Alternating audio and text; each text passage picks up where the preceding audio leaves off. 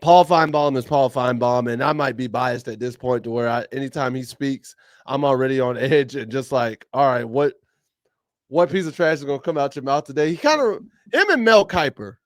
I've never seen dudes who can be so wrong but still keep a job. They're worse than weathermen to me.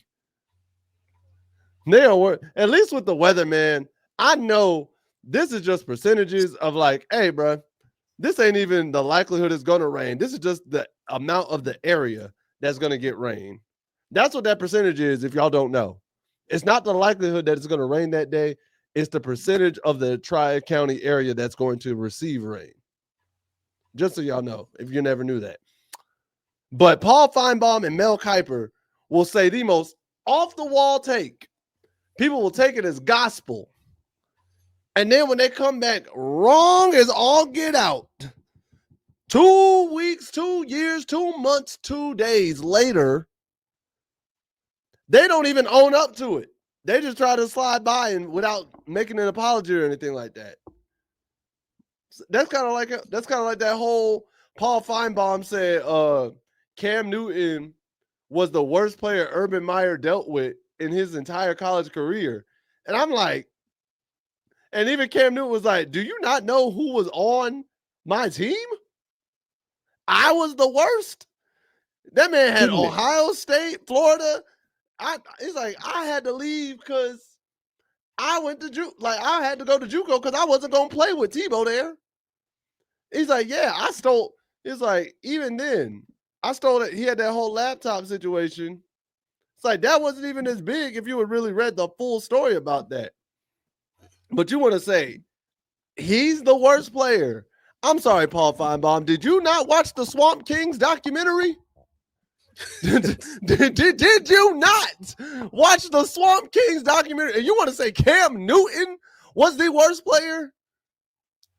Listen.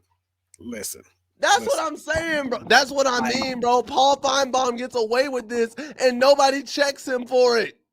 But I don't like it. But I think just like we've seen with Stephen A. on more than one occasion,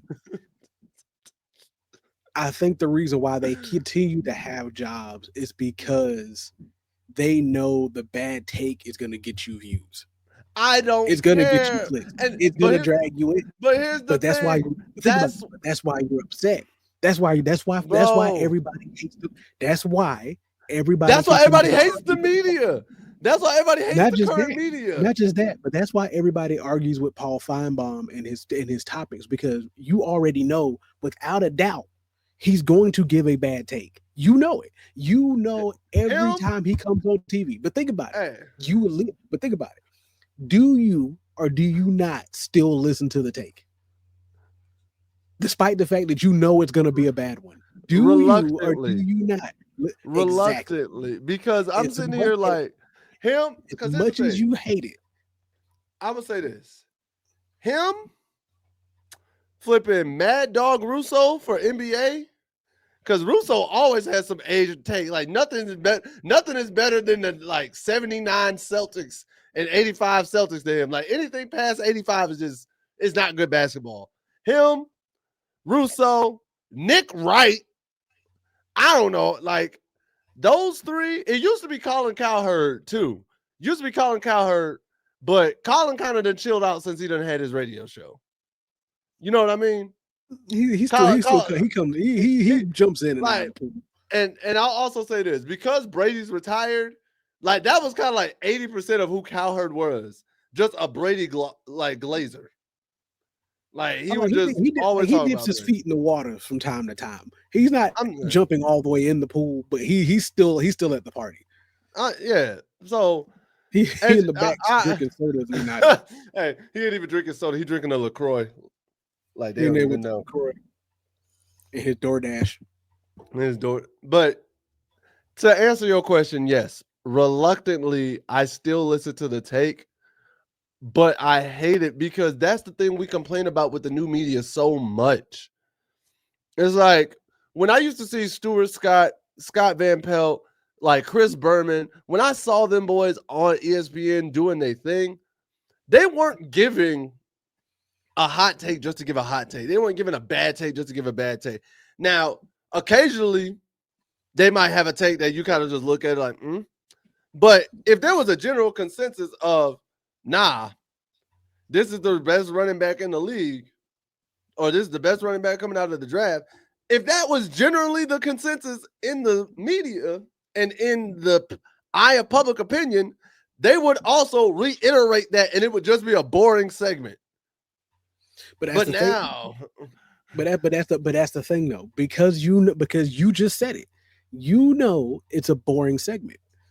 But I can appreciate a boring segment that is like correct in nuance. I get that. However, you're still wrong. Not because what you said is wrong, and not because how you feel about it is wrong, because it's not. I also prefer you to get on, like when you get on to talk about something, I prefer you talk about a fact and not just talk about some random thing just to make somebody pissed off at you. But because now the media, when it comes down, especially the sportscasting, it's come down to it's click culture. If you can't get clicks, because now nobody's talking about, because before when we was growing up on it, you had to go and watch the show. Like you weren't about to go back online and watch a clip 3 seconds. You had to watch the whole 2-hour rerun. You had to go watch the whole rerun, or hope it came back on TV later, or you heard somebody, or hope somebody else was talking about it so you can figure out what somebody else said. But now, since you have so many outlets that's going straight to the internet and social media, you have to be able to produce clicks, because you're not getting as many people watching you on TV talking about it. They're waiting for a certain segment or a certain topic to come up. They go click it, wait to see what you say on it, and then they go on to something else. If you don't say something in that little bit of segment that's going to get somebody wanting to watch you, or make them talk about it to somebody else, then there's no point of you being here. Paul Finebaum would lose his job if he had the boring segment. If he spoke legitimate sport and didn't start spouting out nonsense like he does, Paul Finebaum wouldn't have a job. Stephen A. Smith wouldn't have a job. Nick Wright wouldn't have a job. What is it? The other dude that's been annexed from all the sports. What's his name? Stephen A. would still have one, but he'd be like on fringe of I may or may not get fired. Paul Pierce definitely wouldn't have a job. Listen, Paul Pierce. Paul Pierce would still have a job, because Paul Pierce is about Paul Pierce, and that's what people watch. People watch Paul Pierce to talk about himself. They don't watch Paul Pierce be saying some of the most wildest things. That man said, "Who got a better crossover package, you or AI?" Me. What? But that's the reason why people watch Gilbert Arenas too. Everybody know half the time like there's Gilbert's 50-50. He's half wrong more often than not. But not even that. I can't stand Gilbert. It ain't even half wrong. Gilbert's a troll. Gilbert does. Exactly. Here's the thing. Here's the issue, and here it is, and we'll move on to the next subject. This is the last thing I'm gonna say. Gilbert Arenas is a self-admitted troll and does this to get it out of me. I know if I watch a Gilbert Arenas clip, there is a 50 to 75% chance he is saying this because he's purposely acknowledged I'm trying to get under y'all's skin. Paul Finebaum pushes off this content like this is legit news. He's not trolling. He pushes this off like, yeah, this is legit. This is factual. And it's like, no, what you're saying has got to be trolling. At least with Gilbert Arenas, I know that man be trolling. Think about it. During the NBA Finals, that man talked so much junk about the Pacers in Game 1, and then had on a Thunder jersey. And then when Tyrese Halliburton hit the game winner, immediately threw a Tyrese Halliburton jersey over top of the Thunder jersey, saying, yeah, I always knew we was going to do it. Gilbert Arenas is a troll of epic proportions. Paul Finebaum is just a bad reporter who is bad at clickbait. So, like, at the end of the day, and we know this. We know this to be true. But it's like, what are you going to do about it? Because guess what? His bad takes gets clicks. It starts conversation up. It starts people talking. It starts people wanting to go and watch and see what else he said.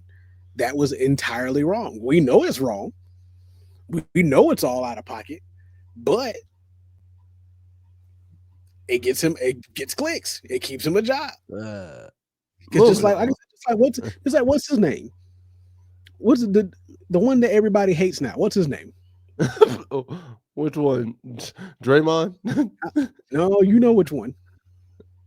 NBA or NFL? Don't matter. Just bad at sports entirely. He's just like his takes are bad. All of them entirely. Everybody hates him for it. The one that Stephen A. called out. What's his name? No, you're not talking about Whitlock, are you? There we go. Oh, listen. Oh God, don't in my mind I was saying Whitaker, but I'm like, no. Hey. You talking about Jason Whitlock? Oh God. But like, think about it. He still somehow kept a job.